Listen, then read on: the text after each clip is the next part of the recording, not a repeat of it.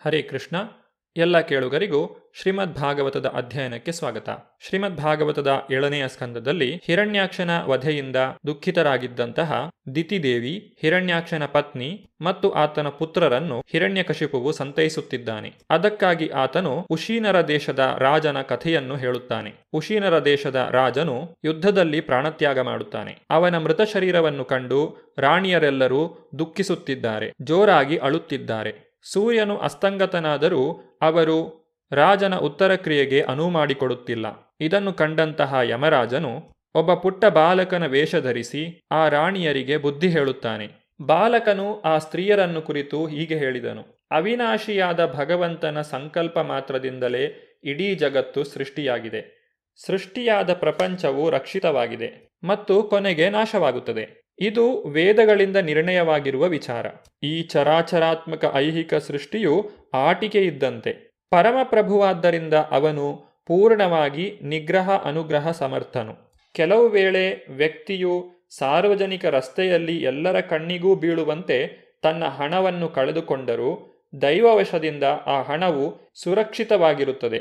ಹಣ ಕಳೆದುಕೊಂಡವನು ಅದನ್ನು ಮತ್ತೆ ಪಡೆಯುತ್ತಾನೆ. ಭಗವಂತನ ರಕ್ಷಣೆ ಇಲ್ಲದೆ ಹೋದರೆ ಮನೆಯೊಳಗೆ ಭದ್ರವಾಗಿ ಬಚ್ಚಿಟ್ಟ ಹಣವು ಕಳೆದು ಹೋಗುತ್ತದೆ. ಭಗವಂತನ ಅನುಗ್ರಹವಿದ್ದರೆ ವ್ಯಕ್ತಿಯು ದಿಕ್ಕಿಲ್ಲದೆ ಕಾಡಿನಲ್ಲಿದ್ದರೂ ಸಹ ಅವನು ಜೀವಂತವಾಗಿ ಇರಬಲ್ಲನು. ನಂಟರಿಷ್ಟರೆಲ್ಲರ ನಡುವೆ ಇರುವ ವ್ಯಕ್ತಿಯು ಜೀವಿಸಲು ಸಾಧ್ಯವಾಗದೇ ಹೋಗಬಹುದು. ಪ್ರತಿಯೊಬ್ಬ ಬದ್ಧಾತ್ಮನು ತನ್ನ ಕರ್ಮಾನುಸಾರ ಒಂದು ಬಗೆಯ ದೇಹವನ್ನು ಹೊಂದುವನು ಮತ್ತು ತನ್ನ ಕೆಲಸ ಮುಗಿದ ಮೇಲೆ ಅವನು ದೇಹತ್ಯಾಗ ಮಾಡಲೇಬೇಕು. ಚೇತನಾತ್ಮನು ನಾನಾ ಜೀವರೂಪಗಳಲ್ಲಿ ಸೂಕ್ಷ್ಮ ಮತ್ತು ಸ್ಥೂಲ ದೇಹಗಳಲ್ಲಿ ಇದ್ದರೂ ಅವನು ಅವುಗಳಿಗೆ ಬದ್ಧನಾಗಿಲ್ಲ, ಏಕೆಂದರೆ ಅವನು ಅಭಿವ್ಯಕ್ತವಾದ ದೇಹದಿಂದ ಸಂಪೂರ್ಣವಾಗಿ ಭಿನ್ನನಾಗಿದ್ದಾನೆ. ಗೃಹಸ್ಥನು ತನ್ನ ಗ್ರಹದಿಂದ ಬೇರೆಯಾಗಿದ್ದರೂ ಸಹ ಅವನು ತಾನೇ ಗ್ರಹವೆಂದು ಭಾವಿಸುತ್ತಾನೆ. ಅದೇ ರೀತಿ ದೇಹವು ಆತ್ಮಕ್ಕಿಂತ ಭಿನ್ನ. ಆದರೆ ಬದ್ಧಾತ್ಮನು ಅಜ್ಞಾನದಿಂದ ತಾನೇ ದೇಹವೆಂದು ಭಾವಿಸುತ್ತಾನೆ. ಈ ದೇಹವು ಮಣ್ಣು, ನೀರು, ಬೆಂಕಿಗಳ ಸಹಯೋಗದಿಂದ ಆದದ್ದು. ಕಾಲಕ್ರಮದಲ್ಲಿ ಮಣ್ಣು, ನೀರು, ಬೆಂಕಿಗಳು ಪರಿವರ್ತನೆಯಾದಾಗ ದೇಹವು ನಾಶವಾಗುತ್ತದೆ. ಜೀವಕ್ಕೂ ಈ ದೇಹ ಸೃಷ್ಟಿ ವಿನಾಶಗಳಿಗೂ ಯಾವ ಸಂಬಂಧವೂ ಇಲ್ಲ. ರಾಜನಿಗಾಗಿ ಶೋಕಿಸುತ್ತಿರುವ ನೀವೆಲ್ಲರೂ ಮೂರ್ಖರು. ನೀವು ಯಾವ ಸುಯಜ್ಞನಿಗೋಸ್ಕರ ವಿಲಾಪಿಸುತ್ತಿದ್ದೀರೋ ಅವನು ಇನ್ನೂ ನಿಮ್ಮೆದುರಿಗೇ ಬಿದ್ದಿದ್ದಾನೆ. ಅವನು ಎಲ್ಲಿಗೂ ಹೋಗಿಲ್ಲ. ಆದ್ದರಿಂದ ನೀವು ಗೋಳಾಡುವುದಕ್ಕೆ ಏನು ಕಾರಣ? ಹಿಂದೆ ಅವನು ನಿಮ್ಮ ಮಾತನ್ನು ಕೇಳಿಕೊಂಡು ಉತ್ತರ ಕೊಡುತ್ತಿದ್ದ. ಆದರೆ ಈಗ ಹಾಗೆ ಓಗೊಡುವ ವ್ಯಕ್ತಿಯೂ ಕಾಣದೇ ಇರುವುದರಿಂದ ನೀವು ಅಳುತ್ತಿದ್ದೀರಿ. ಇದು ಪರಸ್ಪರ ವಿರುದ್ಧವಾದ ನಡವಳಿಕೆ. ಏಕೆಂದರೆ ನಿಮ್ಮ ಮಾತನ್ನು ಕೇಳಿ ಉತ್ತರಿಸುತ್ತಿದ್ದ ದೇಹದೊಳಗಿನ ವ್ಯಕ್ತಿಯನ್ನು ನೀವು ನಿಜವಾಗಿ ಎಂದೂ ನೋಡಿಯೇ ಇಲ್ಲ. ನೀವು ಅಳಬೇಕಾದ ಕಾರಣವಿಲ್ಲ, ಏಕೆಂದರೆ ನೀವು ಸದಾ ನೋಡಿದ ದೇಹ ಇಲ್ಲೇ ಬಿದ್ದಿದೆ. ದೇಹದಲ್ಲಿ ಪ್ರಾಣವೆನ್ನುವುದು ತುಂಬ ಮುಖ್ಯವಾದುದು.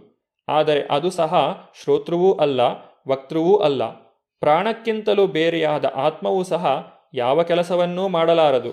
ದೇಹದ ಕಾರ್ಯಚಟುವಟಿಕೆಗಳನ್ನು ನಡೆಸುತ್ತಿರುವ ಪರಮಾತ್ಮನು ದೇಹಕ್ಕಿಂತ ಪ್ರಾಣಕ್ಕಿಂತ ಭಿನ್ನನು. ಪಂಚಭೂತಗಳು, 10 ಇಂದ್ರಿಯಗಳು ಮತ್ತು ಮನಸ್ಸು ಇವೆಲ್ಲ ಸೇರಿ ಸ್ಥೂಲ ಮತ್ತು ಸೂಕ್ಷ್ಮ ದೇಹಗಳ ನಾನಾ ಅಂಗಗಳಾಗುತ್ತವೆ. ಉಚ್ಚ ಅಥವಾ ನೀಚ ಭೌತ ದೇಹಗಳೊಂದಿಗೆ ಜೀವಿಗೆ ಸಂಪರ್ಕ ಉಂಟಾಗುತ್ತದೆ. ಮನಸ್ಸು, ಬುದ್ಧಿಶಕ್ತಿ ಮತ್ತು ಅಹಂಕಾರಗಳಿಂದ ಕೂಡಿದ ಸೂಕ್ಷ್ಮ ಶರೀರದಿಂದ ಚೇತನಾತ್ಮನು ಆಚ್ಛಾದಿತನಾಗಿರುವವರೆಗೆ ಅವನು ಕಾಮ್ಯಕರ್ಮಗಳಿಗೆ ಬದ್ಧನಾಗಿಯೇ ಇರುತ್ತಾನೆ. ಈ ಆಚ್ಛಾದನದಿಂದ ಚೇತನಾತ್ಮನು ಐಹಿಕ ಶಕ್ತಿಯ ಸಂಸರ್ಗ ಹೊಂದುತ್ತಾನೆ. ಆದ್ದರಿಂದ ಅವನು ಐಹಿಕ ಪರಿಸ್ಥಿತಿಯನ್ನೂ ಅದರ ವೈಪರೀತ್ಯಗಳನ್ನೂ ಒಂದೇ ಸಮನಾಗಿ ಜನ್ಮ ಜನ್ಮಾಂತರಗಳಲ್ಲೂ ಅನುಭವಿಸುತ್ತಲೇ ಇರಬೇಕು. ಜೀವಾತ್ಮನು ಮನಸ್ಸು, ಬುದ್ಧಿಶಕ್ತಿ ಮತ್ತು ಅಹಂಕಾರಗಳುಳ್ಳ ಸೂಕ್ಷ್ಮ ದೇಹದಿಂದ ಬದ್ಧನಾಗಿರುತ್ತಾನೆ.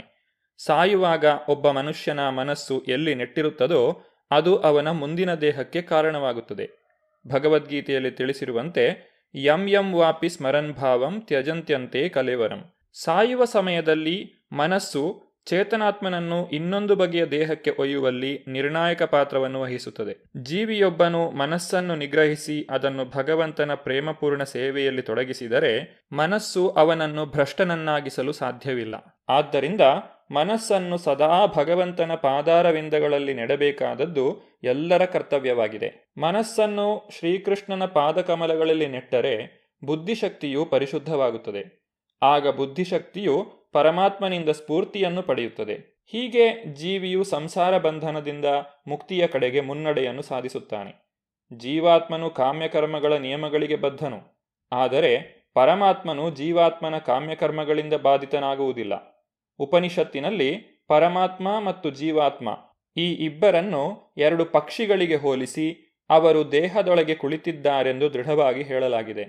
ಜೀವಾತ್ಮನು ದೈಹಿಕ ಚಟುವಟಿಕೆಗಳ ಫಲವನ್ನು ಉಂಡು ಸುಖಿಸುತ್ತಲೋ ದುಃಖಿಸುತ್ತಲೋ ಇದ್ದಾನೆ.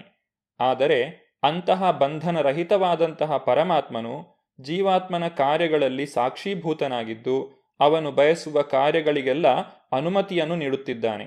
ಯಾರಿಗೆ ಆತ್ಮ ಸಾಕ್ಷಾತ್ಕಾರದ ಪೂರ್ಣ ಜ್ಞಾನವಿದೆಯೋ, ಯಾರು ಚೇತನಾತ್ಮವು ನಿತ್ಯ, ದೇಹವು ಅನಿತ್ಯ ಎಂಬುದನ್ನು ಚೆನ್ನಾಗಿ ಬಲ್ಲರೋ ಅವರು ದುಃಖಿಸುವುದಿಲ್ಲ.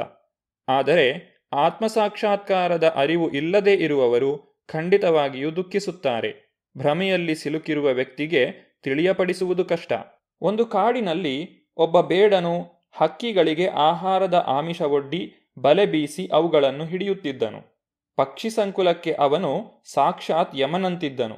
ಕಾಡಿನಲ್ಲಿ ಅಲೆದಾಡುತ್ತಿರುವಾಗ ಆ ಬೇಡನು ಗಂಡು ಹೆಣ್ಣು ಜೊತೆಯಾಗಿರುವ ಎರಡು ಕುಲಿಂಗ ಪಕ್ಷಿಗಳನ್ನು ನೋಡಿದನು. ಅವೆರಡರಲ್ಲಿ ಹೆಣ್ಣು ಪಕ್ಷಿಯು ಬೇಡನ ಮೋಸಕ್ಕೆ ಮರುಳಾಗಿ ಬಲೆಯಲ್ಲಿ ಸಿಕ್ಕಿಬಿದ್ದಿತು. ವಿಧಿಯಿಂದ ಮಹಾವಿಪತ್ತಿಗೆ ಸಿಲುಕಿರುವ ತನ್ನ ಹೆಂಡತಿಯನ್ನು ನೋಡಿ ಗಂಡು ಕುಲಿಂಗ ಪಕ್ಷಿಯು ತುಂಬ ದುಃಖಿತವಾಯಿತು. ಆ ಹೆಣ್ಣು ಪಕ್ಷಿಯನ್ನು ಬಿಡಿಸಿಕೊಳ್ಳಲಾರದೆ ಅದರ ಮೇಲಿನ ಪ್ರೀತಿಯಿಂದ ಬಡಪಾಯಿಯಾದ ಗಂಡು ಪಕ್ಷಿಯು ತನ್ನ ಹೆಂಡತಿಗಾಗಿ ಅಳಲಾರಂಭಿಸಿತು. ಅಸಹಾಯಕಳಾಗಿ ಇಂತಹ ಇಕ್ಕಟ್ಟಿನಲ್ಲಿ ಸಿಲುಕಿ ನನ್ನ ಹೆಂಡತಿಯು ನನಗೋಸ್ಕರ ಅಳುತ್ತಿದ್ದಾಳೆ. ಕ್ರೂರ ವಿಧಿಯು ನನ್ನ ಅರ್ಧ ದೇಹದಂತಿದ್ದ ನನ್ನ ಹೆಂಡತಿಯನ್ನು ಅಪಹರಿಸಿದ ಮೇಲೆ ಆ ವಿಧಿ ನನ್ನನ್ನು ಏಕೆ ಅಪಹರಿಸಬಾರದು? ಹೆಂಡತಿಯನ್ನು ಕಳೆದುಕೊಂಡ ಮೇಲೆ ಈ ಅರ್ಧ ದೇಹದಿಂದ ಬದುಕಿ ಏನು ಪ್ರಯೋಜನ? ಈ ರೀತಿ ಬದುಕಿ ಫಲವೇನು? ತಾಯಿ ಇಲ್ಲದೆ ತಬ್ಬಲಿಗಳಾದ ದೌರ್ಭಾಗ್ಯಪೂರ್ಣವಾದ ಮರಿಹಕ್ಕಿಗಳು ತಮ್ಮ ತಾಯಿ ಹಕ್ಕಿಯು ತಮಗೆ ಗುಟುಕನ್ನು ತಂದುಕೊಡುತ್ತಾಳೆಂದು ಗೂಡಿನಲ್ಲಿ ಕಾಯುತ್ತಿವೆ. ಅವು ಇನ್ನೂ ಎಳೆಯ ಮರಿಗಳು. ಅವಕ್ಕೆ ಇನ್ನೂ ರೆಕ್ಕೆಯೇ ಹುಟ್ಟಿಲ್ಲ. ನಾನು ಅವುಗಳನ್ನು ಹೇಗೆ ಕಾಪಾಡಲಿ? ತನ್ನ ಹೆಂಡತಿಯನ್ನು ಕಳೆದುಕೊಂಡ ಕುಲಿಂಗ ಪಕ್ಷಿಯು ಕಣ್ಣೀರಿಡುತ್ತಾ ಗೋಳಾಡಿತು. ಈ ಮಧ್ಯೆ ದೂರದಲ್ಲಿ ಅವಿತುಕೊಂಡಿದ್ದ ಬೇಡನು ಕಾಲಪ್ರೇರಿತನಾಗಿ ಒಂದು ಬಾಣವನ್ನು ಬಿಟ್ಟನು. ಆ ಬಾಣವು ಕುಲಿಂಗ ಪಕ್ಷಿಯ ದೇಹವನ್ನು ಹೊಕ್ಕು ಅದನ್ನು ಕೊಂದಿತು. ಬಾಲಕನ ವೇಷದಲ್ಲಿದ್ದಂತಹ ಯಮರಾಜನು ಸುಯಜ್ಞನ ರಾಣಿಯರಿಗೆ ಉಪದೇಶವನ್ನು ಮಾಡುತ್ತಿದ್ದಾನೆ. ನೀವೆಲ್ಲ ಎಷ್ಟು ಮೂರ್ಖರೆಂದರೆ ನಿಮ್ಮ ಬೆನ್ನ ಹಿಂದಿರುವ ನಿಮ್ಮ ಸಾವೇ ನಿಮಗೆ ತಿಳಿಯದೆ ಅಳುತ್ತಿದ್ದೀರಿ. ನಿಮಗೆ ಬುದ್ಧಿ ಇಲ್ಲ. ಮರಣ ಹೊಂದಿರುವ ನಿಮ್ಮ ಗಂಡನಿಗಾಗಿ 100 ವರ್ಷಗಳ ಕಾಲ ಅತ್ತರೂ ಅವನು ಮತ್ತೆ ಹಿಂದಿರುಗಿ ಬರಲಾರನು. ಅಷ್ಟು ಹೊತ್ತಿಗೆ ನಿಮ್ಮ ಜೀವನವೇ ಮುಗಿದು ಹೋಗುತ್ತದೆ ಎಂಬುದು ನಿಮಗೆ ಗೊತ್ತಿಲ್ಲ. ಅಹನಿ ಅಹನಿ ಭೂತಾನಿ ಗಚ್ಚಂತೀಹ ಯಮಾಲಯಂ ಶೇಷಾಸ್ಥಾವರಮಿಚ್ಛಂತಿ ಕಿಮಾಶ್ಚರ್ಯಮತಪರಂ. 100,000 ಜೀವಿಗಳು ಪ್ರತಿಕ್ಷಣವೂ ಸಾಯುತ್ತಿದ್ದಾರೆ.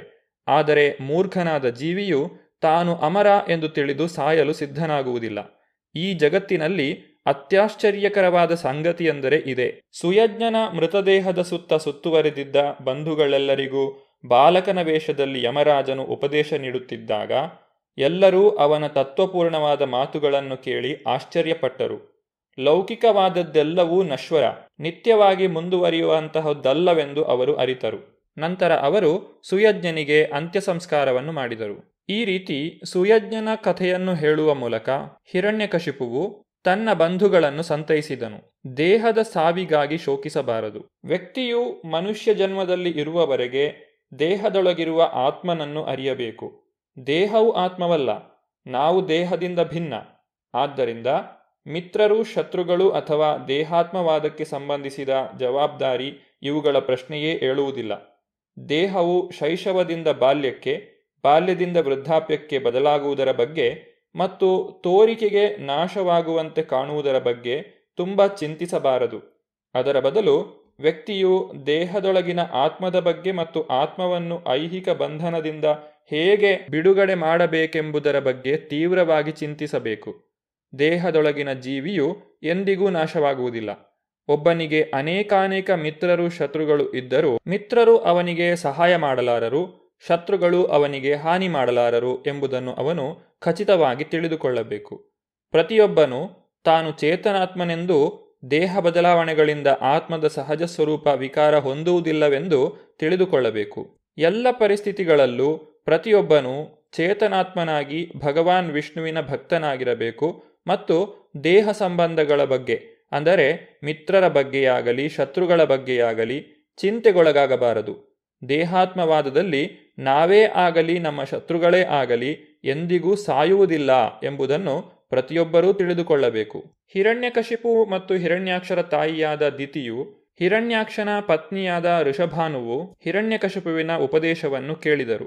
ಈ ಉಪದೇಶವನ್ನು ಕೇಳಿದ ನಂತರ ಅವರು ತಮ್ಮ ಶೋಕವನ್ನು ಮರೆತು ಜೀವನದ ನಿಜವಾದ ತತ್ವವನ್ನು ತಿಳಿದುಕೊಳ್ಳಲು ಮನಸ್ಸು ಮಾಡಿದರು. 3 ಲೋಕಗಳನ್ನು ಗೆಲ್ಲುವ ಉದ್ದೇಶದಿಂದ ಹಿರಣ್ಯಕಶಿಪುವು ಯಾವ ರೀತಿಯಾಗಿ ಉಗ್ರವಾದಂತಹ ತಪಸ್ಸನ್ನು ಆಚರಿಸಿದನು ಎಂಬುದರ ಬಗ್ಗೆ ನಾವು ಮುಂದಿನ ಸಂಚಿಕೆಯಲ್ಲಿ ನೋಡೋಣ. ಧನ್ಯವಾದಗಳು. ಹರೇ ಕೃಷ್ಣ.